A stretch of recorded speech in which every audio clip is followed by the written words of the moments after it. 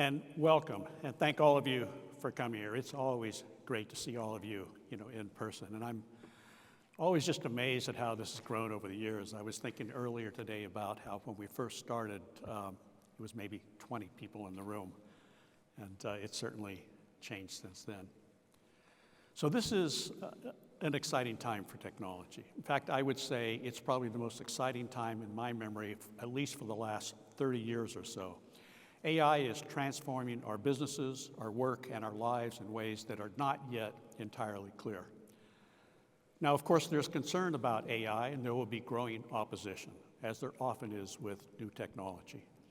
Change can result in a great deal of dislocation, and that dislocation can be painful. Yet, in almost every case, technology has freed people up to do more interesting work.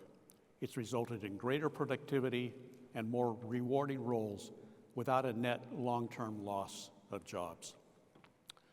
Now, regardless of whether somebody is excited about AI or fearful, the genie is already out of the bottle, and we're not going back to a world without it.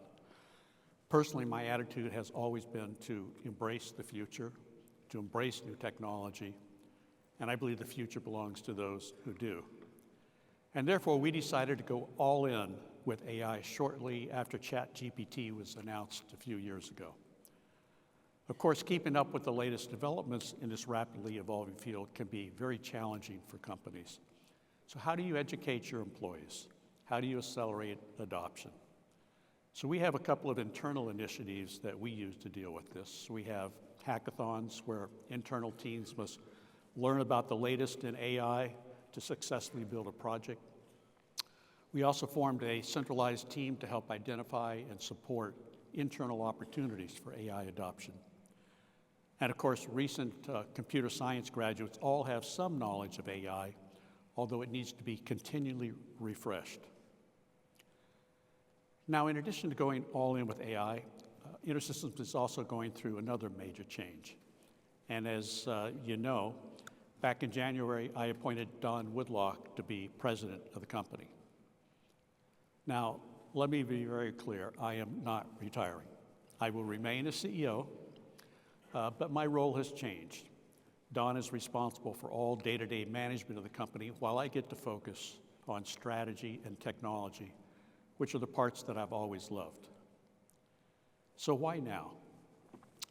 So I decided to make this change for two reasons. The first is that the company is in a particularly strong state, so I felt it was just the right time. The second reason is that continual evolution is always important. We need to stay ahead of the market and technology changes.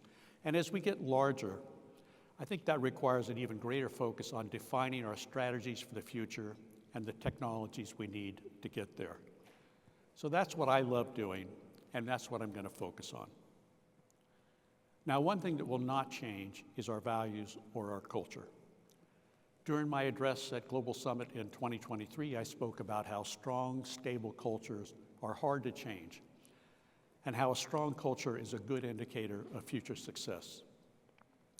I also said that when it comes time to make a change in management, it'll be somebody who embraces our lives and lives our values and culture, someone who has a strong technical background, and somebody who loves technology. This is clearly all true of Don. Don is an MIT graduate who started as a programmer. He's passionate about technology. He's embodied our customer-first culture since he first arrived. And he's been very prominent in helping us incorporate AI into all of our products and our business.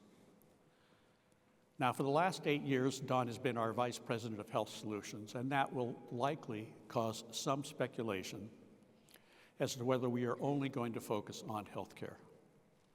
So let me be very, very clear about this. That is not the case.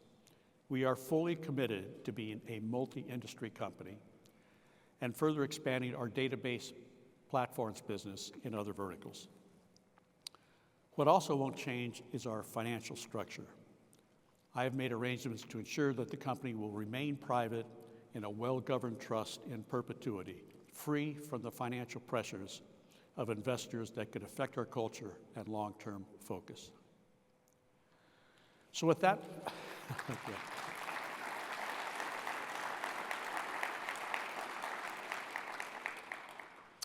So with that, we have a lot to talk about and show today, so let's just get right to it.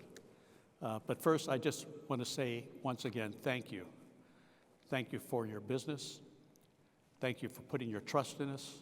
And thank you for being here today. Thank you.